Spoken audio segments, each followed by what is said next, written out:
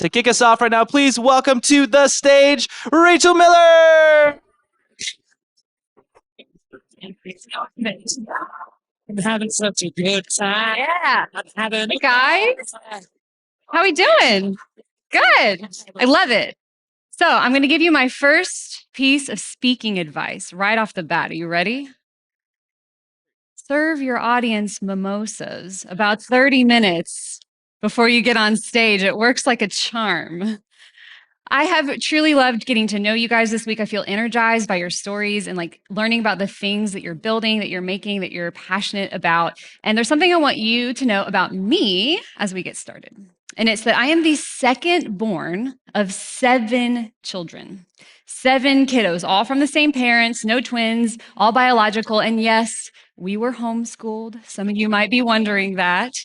As you can imagine, things were kind of wild growing up. At the height of our population, there were 9 of us with my parents living in an 1,800 square foot home. Like it was nuts. And as the oldest girl, I have been wrangling people my entire life, which is the number one skill set that best qualifies me to work with Dave and the personalities. Like there is a lot of wrangling. You have to be used to a certain like just baseline level of chaos. And I got it. Like, thanks, mom and dad.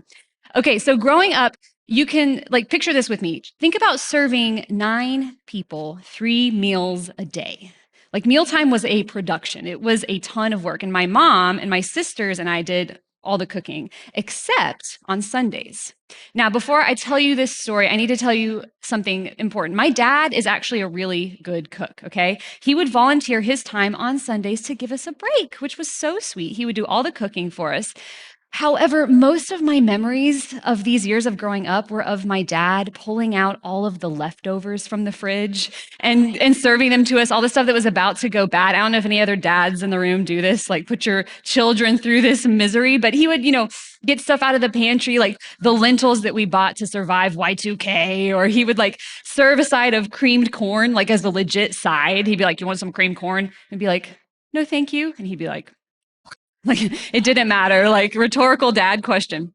Okay, but one time he decided to make a salad from all the stuff that we had in the fridge. He gets out this big brown wooden salad bowl, this beautiful bowl my mom got as a wedding gift that she loved, and he just starts going crazy. He just went overboard. He dumps all of this stuff in it. It's like multiple kinds of lettuce and vegetables and different fruits and olives and cheeses and craisins and croutons, and it was disgusting.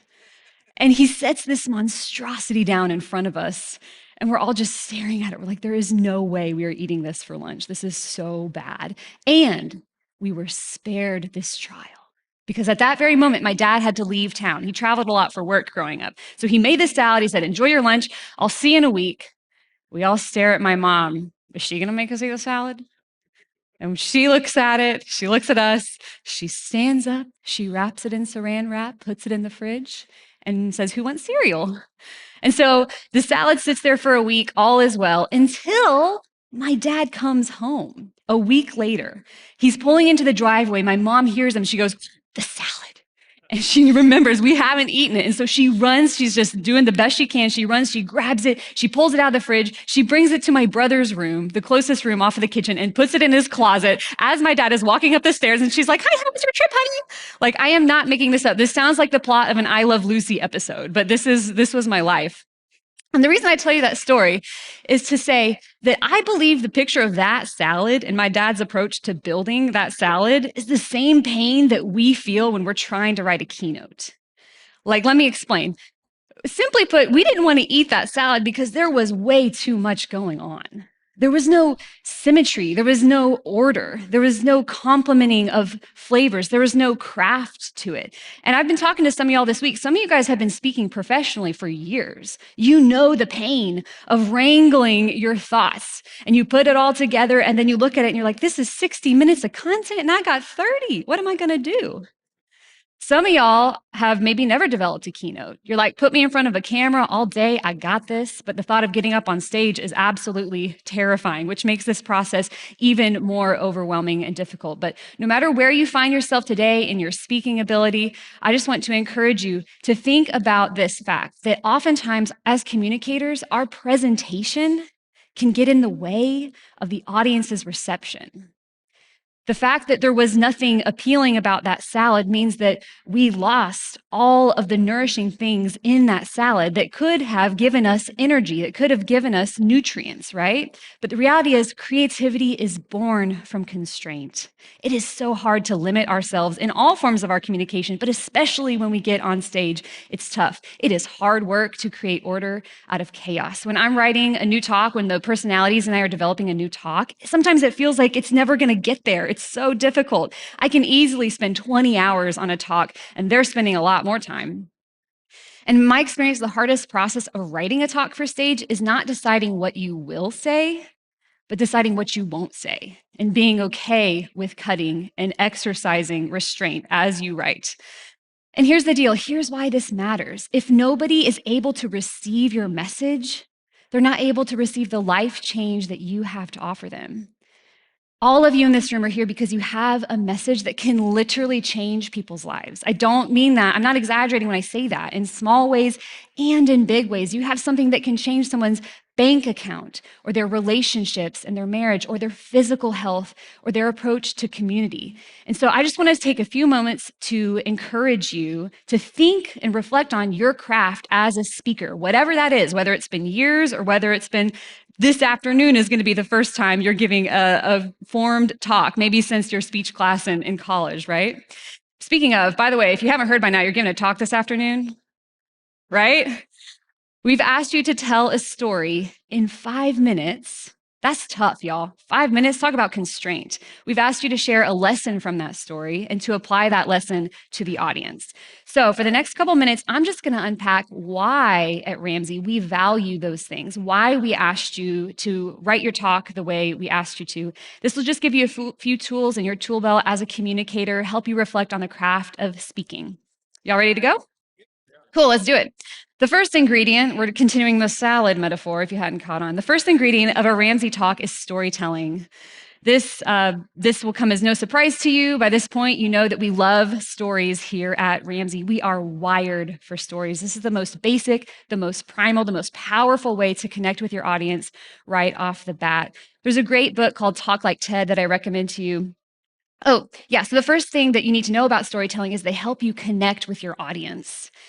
Storytelling is the quickest way to actually share your perspective with your listeners. Do you guys remember yesterday Tim Newton was talking about those two halves of the brain when it comes to branding?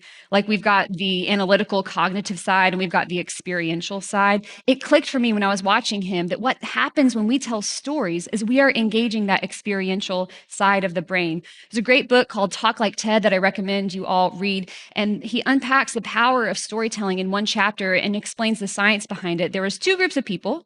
One group got a really wordy, very information-heavy presentation, and they were scanning the brain activity of the listeners. And these people had all of that cognitive area of the brain kind of lighting up and processing the information.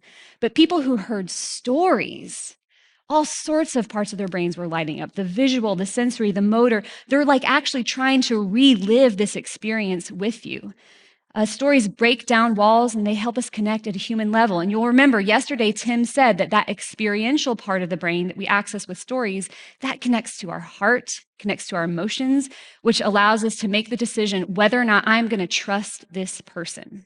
So stories help you connect with your audience. Second thing about stories is they help you stay conversational. In addition to working with our personalities, I help coach an internal group we have here at Ramsey. It's kind of like our TED stage. We have our business leaders and creatives and people come give talks and we help them refine their talks. And what happens when we get into like talk mode, we become like content delivery robots and we say things that we would never say over coffee to a friend. We are overly rehearsed. We use jargon, and storytelling helps break that pattern. Storytelling helps us speak from the heart. Storytelling turns us from a person into a presenter. Another thing that we say here at Ramsey about being conversational is that we want to keep the cookies on the bottom shelf. Dave mentioned this in his talk Friday night, but basically what we mean by that is we want the information we're giving people to be as easy to access as possible. You shouldn't have to call a tall friend. You shouldn't have to climb up on a stool. We want to make our concepts, which are often kind of difficult and heady, and a lot of you guys are doing stuff like that, stuff that's really hard to understand and grasp. We want to make it as simple as possible for people to understand. And I found an amazing example of this, a fantastic clip of somebody doing this that I want to show you guys. Check it out from the great Oscar Martinez. Here are our final actual costs for this year. Okay. As you can see, we did pretty well. So Yes, I can see. We did indeed. Why don't you explain this to me like I am an 8-year-old? all right, well, this is the overall budget for this fiscal year along the x-axis Yes. right there. There's the x-axis. You can see clearly on this page that we have a surplus of $4,300. Mm-hmm. Okay. But we have to spend that by the end of the day or it will be deducted from next year's budget. Why don't you explain this to me like I'm 5? Your mommy and daddy give you $10 to open up a lemonade stand. So you go out and you buy cups and you buy lemons and you buy sugar. And now you find out that it only costs you $9. Oh, So you have an extra dollar. yeah. So you can give that dollar back to mommy and daddy. But guess what? Next summer, I'll be 6. and you ask them for money, they're going to give you $9 because that's what they think it costs to run the stand. So what you want to do is spend that dollar on something now so that your parents think that it costs $10 to run the lemonade stand. So the dollar's a surplus. This is a surplus. We have to spend that $4,300 by the end of the day or it'll be deducted from next year's budget. Woo! We should spend this money on a new copier, which we desperately need. Okay. Break it down in terms of. Okay. I think I'm getting you. When you're on stage, I want you to think of yourself as speaking to a room full of Michael Scotts. People who are saying, please explain this to me like I'm 5. And it's not because they're dumb. It's because we're distracted. It's because people are carrying in emotional barriers to your message. It's because people don't have the context into what you're saying the way that you do. And it's because they have Instagram and email on their phone that they could be looking at instead. So keeping the cookies on the bottom shelf is an essential part, and storytelling helps you. What Oscar did just there was a mini story. It was an analogy that finally maybe helped Michael understand the concept. Recently, Dave spoke to our creative team, and he gave us this fantastic quote that I want to share with you about this. He said, we're not attempting to win a Pulitzer, at least at Ramsey. That's not what we're trying to do. We're attempting to connect with human beings, and 98% of them don't do grammar well, including me. We should sound like 2 human beings who love each other having a conversation. Just be human, and storytelling is the most fast and effective way to get into that point of conversation. The last thing I'll say about storytelling is that stories are memorable. Our brains latch onto concrete and sensory images. Like if someone asks you next week, what did that girl at Ramsey say about writing a talk? You probably won't be able to tell them much of what I've said without referencing your notes, but maybe you'll remember that salad. And that gives me a better chance of you remembering my main point, which is to say that crafting your talk is an incredibly important thing if you want your message to be received, right? You think about Dave talking about getting out of debt. He compares it to a gazelle running for its life from a cheetah. That is a sensory, concrete, visceral image that our brains connect with. The greatest, in my opinion, the greatest teacher, storyteller, communicator, influencer of all time was Jesus Christ. It's very funny to me to call him an influencer, but I mean, that's what he did. Jesus was like, he would literally walk up to people and be like, follow me. Like, that's how you built a platform pre-Twitter, right? And he used everyday conversational, concrete images for people. He told them stories about the work that they did, about the people that they saw, so that they could remember his teaching. Okay, so we've talked about storytelling. The second ingredient that we try our very darndest to put into our Ramsey content is humor. I love that this came up in the last session with Rachel and George. There's a gentleman up here who asked a question about the power of entertainment. I saw this played out super well last year. I was in Orlando for some of our events that we did, and Dave gave a talk at First Baptist Orlando. and huge church. I was there hearing his talk, a signature talk I've heard dozens of times. I mean, dozens of times. I've heard these one-liners. I've seen him cut up credit cards. But what was different to me about this experience was that I was seated in between my 90-year-old grandparents. They attend First Baptist Orlando. They have for decades. My grandpa Pop is leaning back in his chair, twiddling his thumbs, just laughing his head off. And it hit me that Dave is talking to my grandparents about things that I have never talked to them about. Personal finances. Dave is talking to a room full of strangers about one of the areas of our lives that we feel the most shame and fear about. And he does it primarily through sharing his story, our first point, but also through humor, through self-deprecation, through not taking himself too seriously. Like Rachel said earlier, humor is powerful. It bonds us, it connects us, it captures people's attention. It helps us deal with life's difficulties. It is good medicine. And brain science, once again, confirms this. Another book recommendation I have for you guys is Humor Seriously. There's a quote from it that I'll share with you. When we laugh, our brains release a cocktail of hormones that make us feel happier. Who doesn't love dopamine? More trusting, oxytocin, less stressed, lowered cortisol, and even slightly euphoric endorphins. Humor is good medicine. So if you can find a way to incorporate that a little bit more into all of your content, right? But what's powerful about this stage is that you get immediate feedback. Did it work? Right? And even if you just get a chuckle or a smile, that's a win. So 2 things I want to tell you about humor. The first is that being funny starts with having fun. I love that earlier, just a minute ago, George said, don't try to be funny, be yourself. Just have fun. Be lighthearted. Bring some levity into your talk. Don't take yourself too seriously. And some of you guys who don't like speaking, you're like, how can I have fun when I want to barf on stage?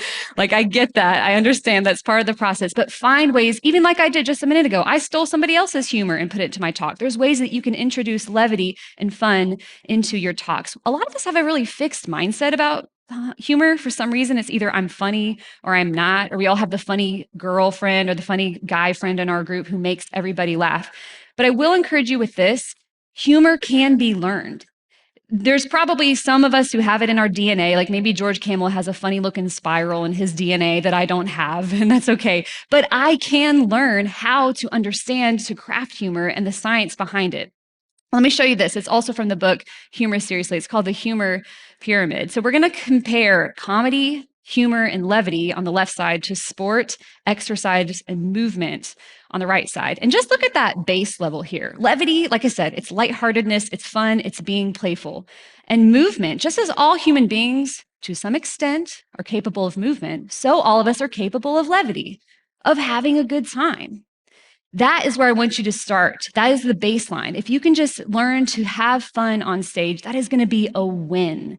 Not necessarily getting everybody rolling with laughter. If you can do that, that's great. But from there, the next level up, we're going to compare humor to exercise. So just like we channel movement, like intentionally into a form of exercise, like I'm going to go run a 5K or I'm going to go do CrossFit, like we're channeling movement intentionally. We can do the same thing with humor. We can learn how to tell funny stories. We can understand what makes a setup and a punchline work. Like you can really study this and understand it. You can watch stand-up comics. The next level, the highest one here is comedy and sport. Okay, this is like the Dave Chappelles of the world. This is the LeBron Jameses. Like, don't try to be that, like George said. Like, unless you are that funny, in which case, go get you a Netflix special. Like, that's awesome. Good for you. And it's super fun. Like this started for me a couple years ago. A couple of us at work here, we got together. We decided to have lunch twice a month and to study humor. Literally, we'll just watch clips of comedians. We'll unpack what they did. We'll bring in different resources and we'll do our best to like workshop bits for talks. And it truly is amazing what you can learn. We call our lunch, by the way, my lunch tastes funny, which is great. Like these guys are awesome. And it has just shown me the power of learning, having a learner's mindset with something like humor. The second thing about humor is that your life is already funny. You just have to start keeping track. Like look for the funny around you so that when it comes time to sit down and write a talk or whatever content you're doing, you have a library to pull from. So, like a lot of the people I mentioned in that lunch, what we do is we all keep a note in our phone and we write down funny things that happen to us, funny things, write down stuff that your kid says, or like get a meme that you see online and keep it in here, or write down, like, just get in the mindset of asking what's funny about this situation. Like, write down your hot takes or the weird things that humans do. And what's cool is that you will start to have this library that you can go back to and find, like, and especially related to your areas of content, right? Like whether it's like health and fitness or leadership or whatever it is, find things that are specific to that. But the fun thing is you do not have to look very far. I'll just read a couple things in here before we move on. My sister Miriam, she's the fifth born of the seven. She has this habit of saying like almost the right word, but not quite the right word. I don't know if you guys know people who do this. It's called a malapropism, actually, there's a term for it. And so I have literally like a whole note actually just dedicated to things she says. Like one time when she got her very first job, she came home, she was so excited. She was going to be a server at a restaurant. She was so proud of herself. She was so dignified. She said, "I got the job." We said, "Congrats, girl, that's awesome." And she said, "Yeah, but I need to go back and fill out some paperwork. They need me to fill out the WD-40. Another time she and I were talking about turkeys, and we were homeschooled. I don't know. That's just stuff we talked about. And for some reason, she was miscategorizing turkeys as mammals. And I had to correct her. I said, "No, Miriam, turkeys aren't mammals because they lay eggs." And she said, "Well, good thing I'm not a geologist." And I said, "Yes." And then the last one, real quick. We were on a walk once, and it was a long walk. We were a ways from the car. It was this long pedestrian bridge. She was kind of tired, whiny. She wanted to get back to the car. And this cyclist was passing us. He's coming up, and she was just being silly. She stuck out her thumb, and as he is passing us, she makes eye contact and she goes, "I'm a hooker." And the protective older sister was like, she just says the wrong words sometimes. I literally didn't make up any of that. That's just stuff I captured, right? And I just kept it. So do the same thing. One more tactical note on humor. When you're writing a talk, look at how often you have a moment of levity or of fun or like a funny clip and just put it in a different color. Is it spaced out? Do you have some touch points with your crowd throughout your talk that you are inserting a little bit of lightheartedness? I stole that one from George Camel too. Okay, so we've talked about storytelling, we've talked about humor. The third ingredient that we put into every Ramsey talk is hope. This has come up a lot as well this weekend. You heard it from Tim, you heard it from Chris and Lindsay this morning, but it's the core mission of Ramsey Solutions. We exist to provide hope to everyone in every walk of life. And before I go any further, I want to say that everything I've said so far sounds really like light and fluffy and Pollyanna. Like we just tell stories and we tell jokes and it's all going to be okay. But the reality is hope is needed in the darkest places of people's lives. I mean, we talk about heavy stuff and you guys do too.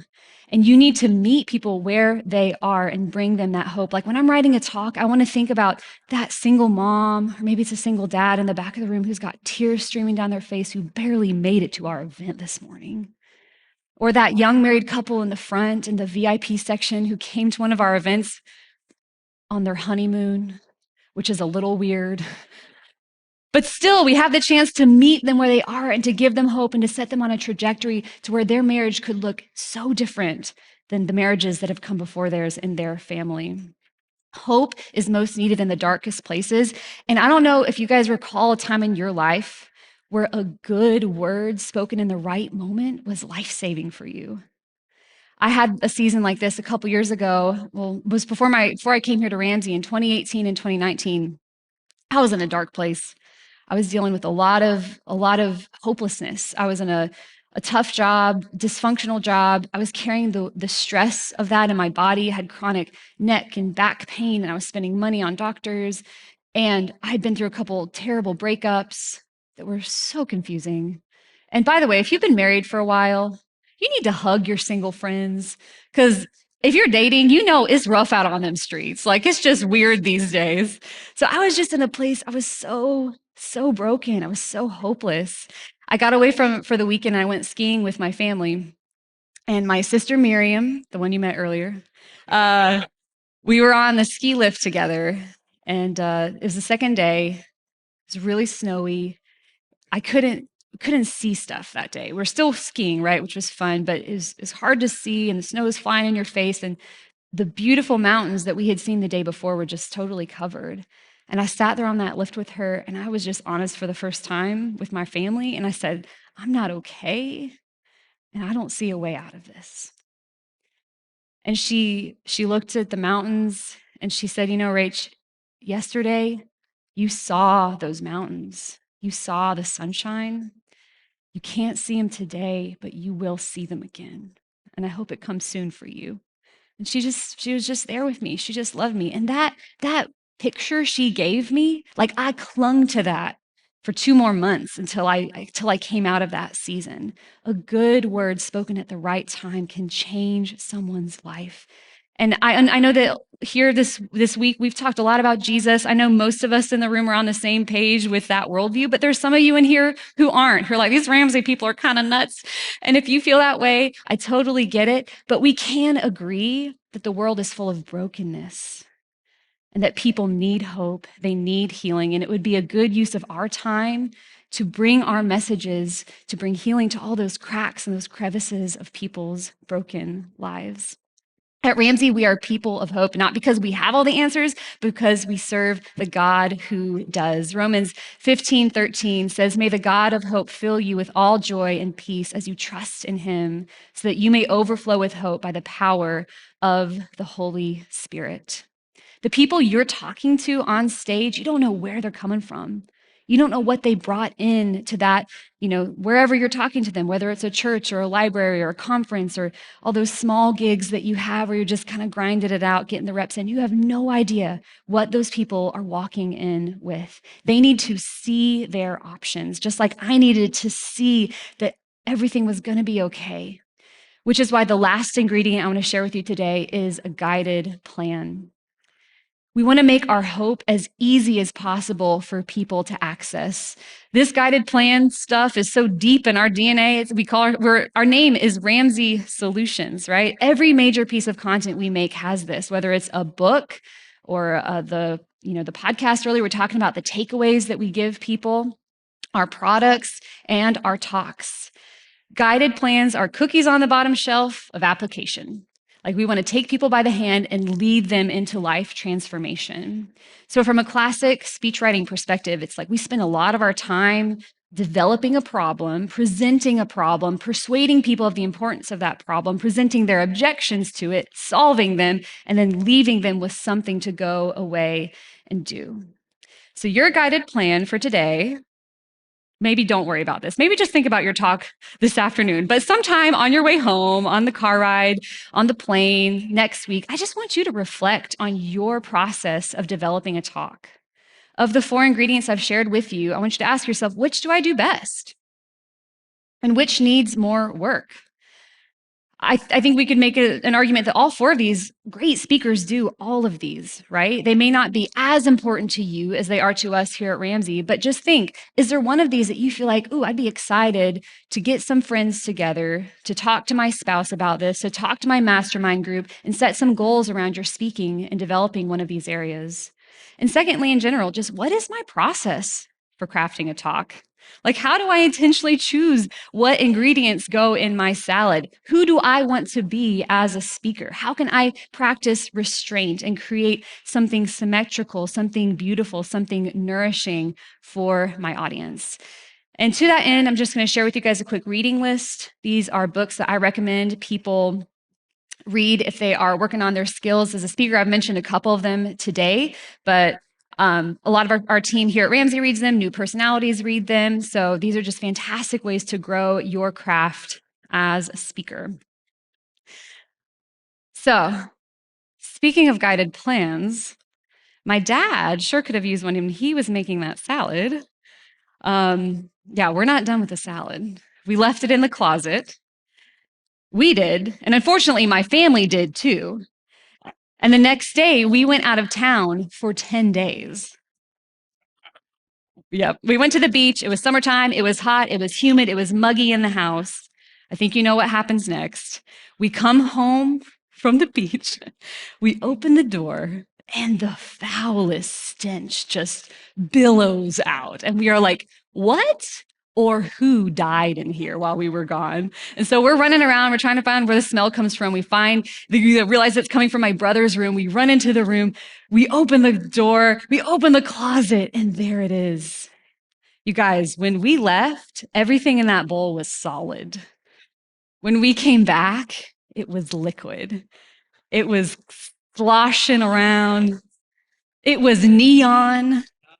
There were maggots growing in the saran wrap. I'm sorry, I'll stop there. My sister Miriam, she looks at it and she says, "Oh, it's like a science experience." But get this, my dad wasn't there. Again, he had another business trip, so he still didn't know about the salad. We were saved. My mom walks the entire thing to the trash outside. She throws away her beautiful salad bowl, and she comes back in and she looks at us and she goes, "We will never speak of this."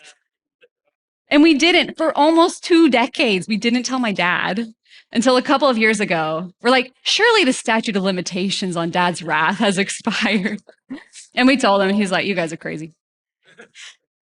But I leave you with that to say, like, that's what happens if we don't do the hard work as communicators and not just on talks. I know what you guys do is so hard. You feel this, right? You feel the weight of wrestling order out of the chaos to be as clear and as compelling as possible. So I just encourage you, keep it up so that your message can get to the people who need it, that can nourish the souls it needs to nourish, that you can help people experience life transformation.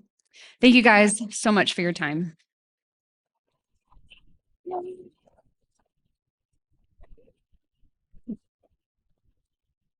Cool. That was super fun. And we are going to keep the party going. I get to bring out one of my colleagues, someone I admire greatly. She's an amazing communicator. The last time that we had this event, she was in your seat.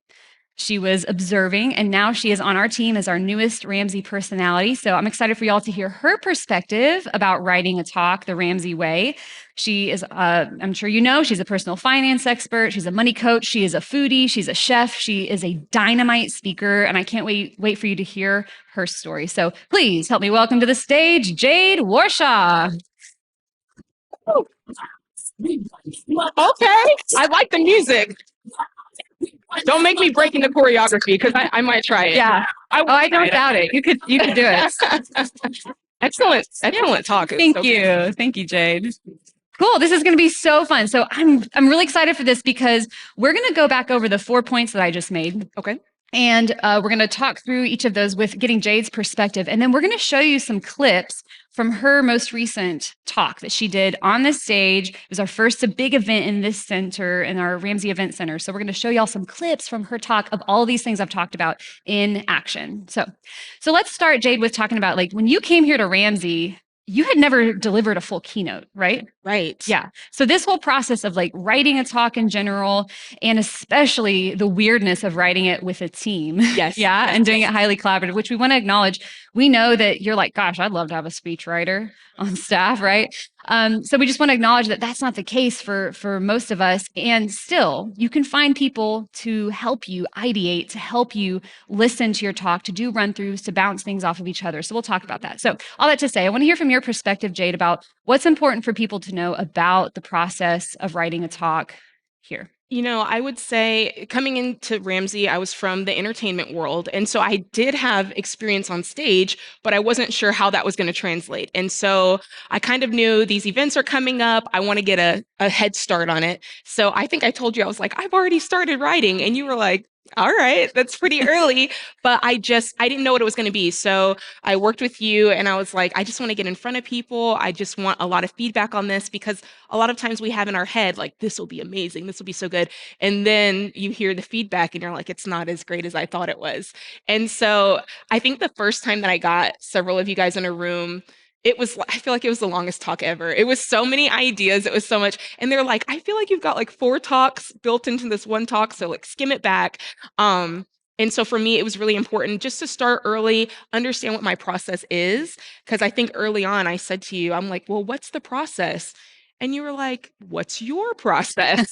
I thought, I don't know. So really starting early, collaboration is key. And above all, really just getting in front of a camera. Yeah. Like, record yourself. It doesn't matter if there's anybody else in the room. See, do you talk too fast? Do you say certain words weirdly? Does it even make sense? So that's just so important. Getting in front of a camera, collaborating with other people, and just start early. Yep, I love that. And we have, like you said, built in like a lot of systems for feedback here. Yeah. And that can be painful. It's painful to expose any of your work to feedback, right? But when you are focused on creating the best outcome possible, especially for your audience, like getting in front of, like I said, a spouse, or I don't know, give your talk to your dogs. I don't know. Like just getting as much as you can in front of people, the practice of delivering to a live audience, whether that's a mastermind group. Hey, meet you guys here are all doing the same thing. Get a few numbers and see if you can give practice talks over Zoom or something like that. But the more feedback you can get from people, the better it's going to make your talk. But you have an important point too, is that know when to stop receiving feedback. Yes, that's so important. You know, in a space as big as Ramsey, there are a lot of people and people who know what they're talking about telling you, hey, maybe you should try this, or have you ever considered this, or this would be a really funny joke. And all of it's good feedback. But at the end of the day, you're going to be the one on stage and you're going to be the one standing there looking at all these people, and you've got to feel comfortable and confident with what you've prepared. Yeah. And so I do think that there comes a time when you have to say, I've had it, like, thank you. And just say to them, thanks, great. Okay, yeah, I'll think about that. But also kind of have that guard up where it's like, Yep. I'm not actually internalizing this because I've already kind of set what I'm going to do. Yep. So like full disclosure, before Smart Conference, I had contacted my pastor. Him and his wife were good friends of Sam and I, and he's a just great orator, great speaker. And he was like, hey, I know you have your first speaking event coming up. Send me your talk. I'll give you a few pointers. And I'm like, okay. So I sent it to him. And then, I mean, he wrote back, he was like, this is great. This is great. Call me if you want a little bit more like deeper feedback. And I was like, Ooh. it's like 2-3 days before. And I chose not to call him back Yeah. because I was like, I'm already at a place where I feel like I'm set. Yep. If I do this too far before, it might throw me off my game. Plus, I had such a high, like I view him so highly that I would feel obligated to take whatever feedback he had. So that's just like, honestly, I didn't take it. Later on down the line, I will take Sure. it, but it was Yeah. not the time. If it had been 2 or 3 weeks, maybe, but Sure. 2 to 3 days, especially, it's like, nope, like we're, got your game face on, you're ready to go. Yeah. Yeah. Love that. So yeah, like Jade said, just want to emphasize this again. Record your talk, know how you learn. If you're an auditory learner, just listen to yourself give the talk, go on a walk and listen, put up, get your iPhone, do like visualize and see on tape what you're doing. We don't know what weird ticks we're doing on stage or else we wouldn't do them, right? So you have to watch yourself back. Oh, I love that. That's so true. So we had gotten in a room and I was giving them the talk, and I asked them every time, I was like, hey, will you tape this or record this? And they said, sure. Well, after I went through, they were like, hey, you were doing something that we've never seen you do before. And I was like, what? And they were like, you were like, was I Yeah, or like just doing all sorts of things. And while they were saying that to me, I was like, did I? I don't remember doing that. On the way home, I listened to it and I was like, just full choreography. I was like, what is wrong with me? Yeah. And so I was like, okay, they were right. And I'm not going to do that anymore. That's so great. I love it. Okay, so the first point we talked about just a minute ago was about storytelling. So I am so excited for y'all to see. This is about, I think, a couple minutes. It's the opening story that Jade used, her personal story about paying off debt to start her talk at Smart Conference. So we'll watch this and we'll share a few thoughts about it. $460,000 of debt. I was 26 years old and I had $460,000 of debt. So I remember it was summertime in South Florida and it was hot, and I demanded my husband pull the car over because I couldn't take it anymore. The credit card companies had been calling my phone, man, what felt like dozens of times, and it wasn't even noon. And so I'd absolutely had it. These credit card companies, man, our debt, it was suffocating us. It felt like a wild animal just chasing after us, and we couldn't get away fast enough. And that wild animal was our debt. And it wanted everything, man. It wanted to destroy our marriage. It wanted to take our hope. It wanted our future. It wanted everything. And it wasn't supposed to be like that. And so there we sat, pulled over in the back, oddly enough, of a bank parking lot. Just sitting there, man, trying to figure out, how do we get here? How the heck did we get here? I remember it was so hot. Our old Jeep Liberty, it was working so hard to just like barely blow that like lukewarm air on your face, right? And there we sat. I remember distinctly thinking, man, I'm repeating some of the same behaviors I vowed I would never recreate. And there I was doing it. So good. So there's obviously a ton of different stories you can tell. That salad story I told was like very just silly and fun. I mean, it had a point to it. But most of you guys have a story that taps into your personal pain. And it's probably the reason you're doing what you're doing today. So I want to hear from your perspective, Jade, about like the vulnerability aspect of telling a story. Like, how do you approach that when you're on stage and you've got thousands of eyes staring at you? Yeah. So I told you this, and I'll tell you guys, point blank, depending on what your story is, if it's something that's emotional for you or if it's something that's just like a trying time, I started by going to counseling because I wanted to make sure that I had compartmentalized that into a place where I can speak about it in a way that's not uncomfortable for other people. Like, you don't really want to start crying necessarily while you're talking. Like, sometimes tears are okay, but sometimes they're not. And so that was the first place I started. Like, let me work through this, make sure I'm good. Then we can talk about it. Then, I just thought to myself, how do I want people to feel? When I tell this story, do I want them to feel like, oh, boo-hoo, like, woe is me, like, it's so sad? Or do I want them to feel like, oh my gosh, like, what do I want them to feel? And so I decided that my tone and my delivery were going to be a big part of how I said that. Like, if I'd walked out and been like, $460,000, like, I feel like that's a lot different than $160,000. Like, man, like I wanted people to feel incredulous and just like, oh my goodness. I didn't want anybody to feel bad for me or feel sorry for me or even feel sad. I wanted them to feel weight, but more so like an incredulous feeling. That's great. Something that Ken Coleman taught me that I'll share with y'all is that at the beginning of writing every talk, ask yourself, what do I want my audience to feel? What do I want them to think? And what do I want them to do? And that feeling aspect is huge. Like, you as the communicator have the power to set the tone.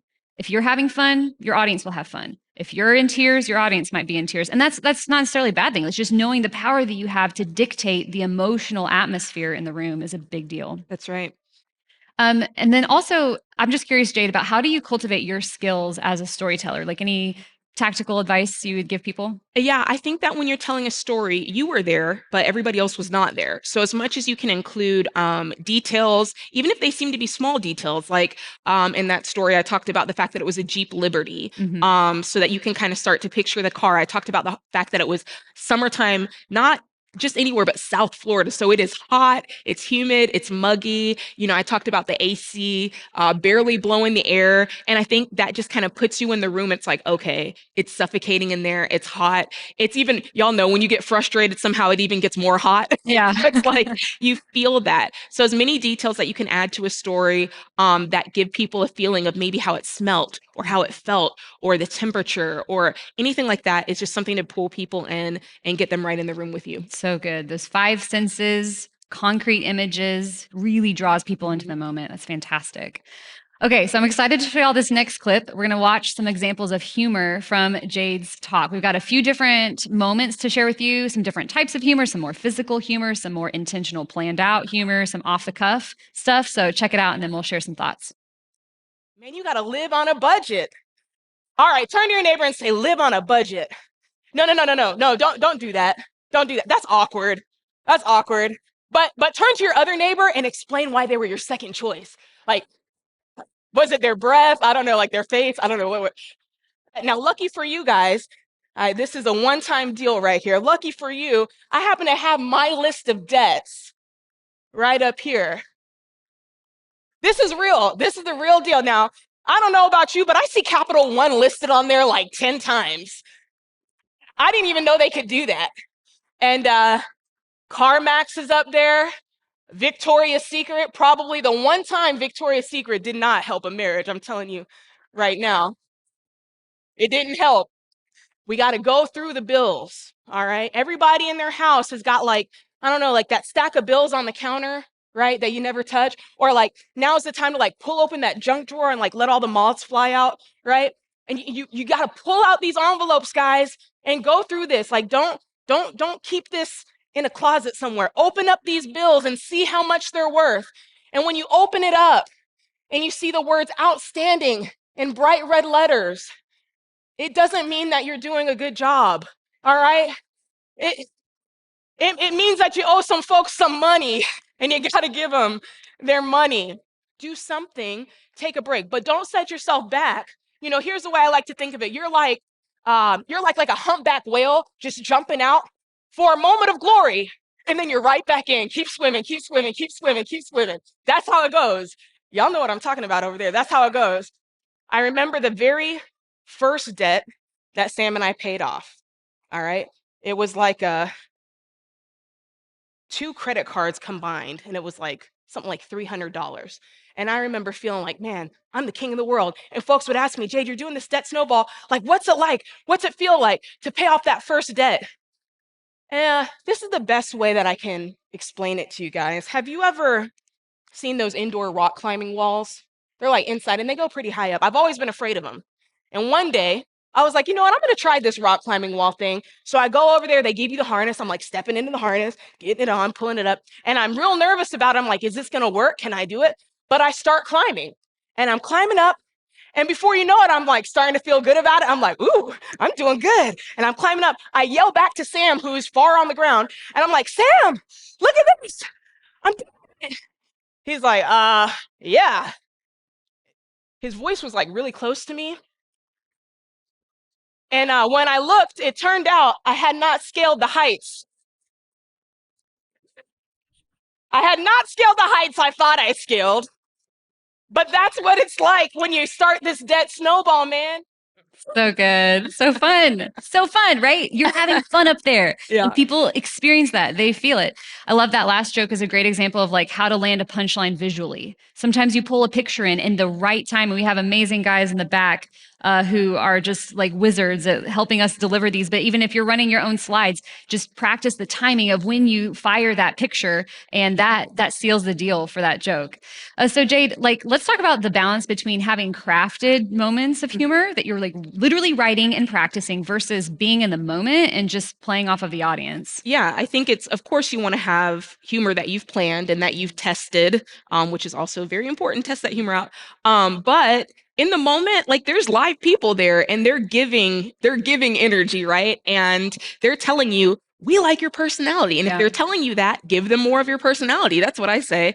And so in the moment, it's kind of like you don't want to be so scripted that if a thought hits your head, you just push it off to the side. If you are in a moment and you feel like, wow, this audience, like they're digging what I'm serving, and you feel something come to your head that you would normally say if you were with friends, say it. Yeah. And then you'll realize, okay, and it gives you more confidence because then you're like, oh, wow, I really am amongst friends. We're laughing at the same things that me and my friends would laugh at. And so I think that that's a really great thing is if you're in one of those moments, and again, it's reading the room as well. You know, you might be in a situation where it's like, this is not going as well as I thought it would go. And if that's the case, maybe stick to the book a little bit. Yep. But yeah, just enjoy the moment, enjoy the room. That was what Dave said to me before I went out on the stage. He was like, have a good time. And he was like, don't pay attention to the clock. Just have a good time. Now, some folks might be like, no, you need to pay attention to the clock. But in that moment, it was the right advice. And I took that advice and it ended up, going well, I think. So yes. That's huge. Another piece of advice that we've heard already today was like being yourself. And when it comes to humor, you have to know your style. Like if you try a joke that's like outside of your comfort zone, like I am not a sarcastic person. And every time I try to be like snarky and mean, it just gets super awkward. It's awful. So knowing your style. So how did you grow an awareness of your style? Who are some of your influences? Who makes you laugh? Yeah, that's really good. So I know I like funny things. Like I love Jerry Seinfeld. I love Larry David. I love, but then there's other folks that I love that like Martin Lawrence or I don't know, Chris Tucker. Like those guys are funny, but they're not who I am, Yeah. right? So I can't go out on a stage and, pretend to be those people. But one thing I noticed about those guys is it's not so much what they're doing or what they're saying. It's not the joke so much. It's more about how they're saying it. And I was like, okay, like I can pick up on that because sometimes it's just having that levity, like you talked about, of being like, somebody turn to your neighbor, like you just, sometimes the way you say it just adds the levity as opposed to turn to your neighbor and say, so just being open, experimenting with just like different dynamics in your voice, different levels in your voice. Kind of like the quote that you said, that we're talking to people, we're talking to humans, we want to connect to them. So talk to them like that, don't try to be so monotoned or so put together that people are not relating to you or not connecting to you.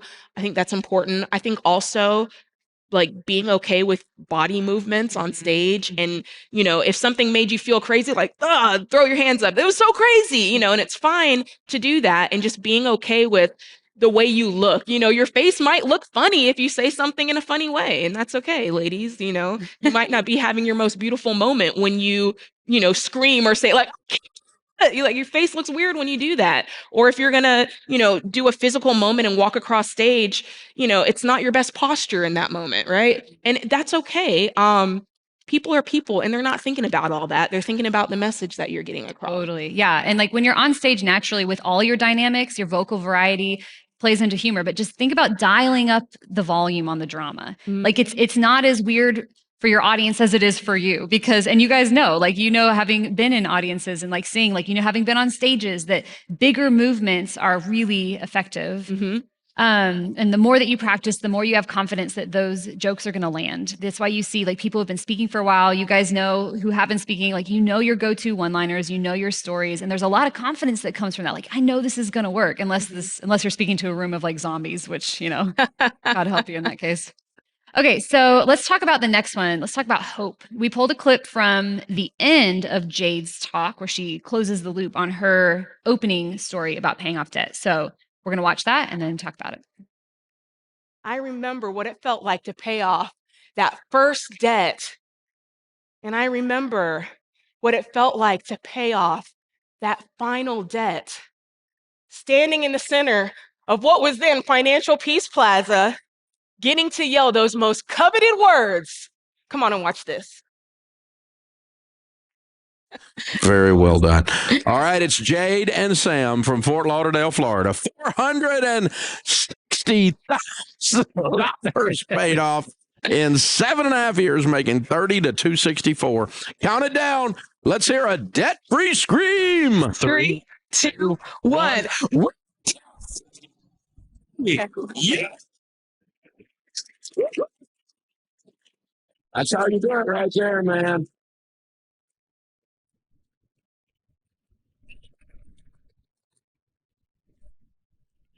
Man, no more angst. Only ease. You can't say the word ease without smiling, without exhaling. And some of y'all are in here, it's like, Jade, but you don't know what I'm going through. I know. I do know. And I can tell you, your moment to exhale, it's coming. It's coming. And instead of being crushed under a pile of debt and stress and frustration and shame and worry and guilt, you are going to be standing on top of it. The victor, your freedom reclaimed. No longer running from an animal of debt, but running towards something, a purpose, a vision, a legacy, as you live and you give like no one else. Thank you. That's my time. Woo! Yeah. I told Jade, I was like, this is how inspiring you are when we were first doing this writing this talk. I am very thankful that I never actually had consumer debt. Like I never went through the pain of having to feel that way and to pay it off. So grateful for that. But I watch her talk and I'm like, I kind of wish I had debt so I could pay it off. No, you don't. Yeah, I felt that's how inspired I felt by this talk. Isn't that crazy? Like that's some kind of next level magic there. Well, So yeah, how do you approach this, process of giving people hope in all of your content, but specifically through speaking? I think for me, the ultimate source of hope is scripture. And again, I feel like we're like, Jesus, like badgering you overhead with it. But it's so true. Like, that's the ultimate source of hope. Jesus is the hope of the world. And what he speaks, it's life. And that life continues on. It doesn't return void. And so being able to infuse a talk with scripture, I think if you don't do nothing else good in your talk, but you've got some good scripture in there, that'll take people a long way. And so I started with that. John 10:10 was the crux of my talk. I came that they may have life and life to the fullest, that whole thing. And so I think that's a big part of it. And then of course you're infusing your story along with it. And what people want to know is, how did you do what I've been trying to do? That's what they want to know. Yep. And if you can tell them that in the most real way possible and not try to take out the hard parts and not try to take out the sucky parts, at the end of the day, people actually feel more like, okay, I can do it. If you are authentic in the way that you share it, and if you really are detailed in how you turned those corners and how they can do that too, I think that's just what people are looking for. Yeah, fantastic. Yeah, scripture is so key. And then also, like I mentioned, what clip we just saw was the mirror to the one we talked about storytelling. So she sets her story, she sets the problem, she goes through her talk, explaining the problem to the audience, offering them the solution, and then she closes the story loop, which is like a basic, like that's a great outline for a talk right there. So a lot of the time that will come back, not every talk's going to work that way, but you can often bring hope back in through closing the story loop. Is there anything else you want to say about that? Yeah, that's a really good point. Kind of giving them, you're setting up the problem in the beginning, right? And you're telling this story of here's a problem, here's why it sucks, here's what you're all going through, but making sure in the end you're coming back and saying, but this, you can make it through, you can do it. And it also gives everything that you've taught about in between, now it's solidified. Now there's validity to that because you've closed it and you've proven that what you talked about earlier actually works. And so, yeah, and it's striking the balance there between like that vulnerability and authority, right? Like you want to be able to relate to people in their pain and like I've been there, but also I'm a few steps ahead. And like people want to feel that confident that you can guide them to the solution, to the place where they want to be. That's right. All right. So the last step, the last ingredient, a guided plans. We don't actually have a clip from this one, but we can just talk you through what Jade did in her talk. So I'll save this real quick before I have her explain how she did this in her talk. But for Ramsey Solutions, obviously our money personalities, we have the guided plan, our core teachings of the baby steps, right? 7 steps is generally too much to do in a talk. We do talks with all 7, but typically you're going to be, as you guys are developing your core teaching, your core methodology, whatever it is, like remember the salad. You can't do it all. So find ways to contextualize your guided plan, your teaching into smaller actionable items for people. So how did you approach that for this talk specifically? Yeah, so here, like you said, there's the 7 baby steps, and probably in your situation, you're going to be talking about something that's already been spoken about before, right? There's not really anything new under the sun. It's just, how are you going to frame it up? What are you going to call it? How are you going to talk about it? And so coming here, it was like, yeah, of course, 7 baby steps. And I wanted to talk about that, but I kind of wanted to pull back and talk about it in a way that is not as basic as you would usually hear, like baby step 1 is this. And so I was like, okay, how would I talk about it? And so we always talked about this idea of baby step 0, just stop borrowing money, right?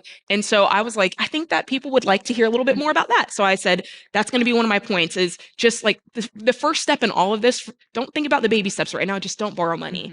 And then it was the whole thing about, yes, we know baby step 2 is getting out of debt, but what really is it? So I really dialed in on the debt snowball and all the pain points surrounding that, so that it felt a little different. And then obviously I talked about budgeting. I talked about it briefly, but it's not a baby step technically. It's one of those things that we just assume that you should be doing and will do. And so I just kind of wanted to, little open up the closet on the things that we don't talk about as much or in as much detail. Right. Fantastic.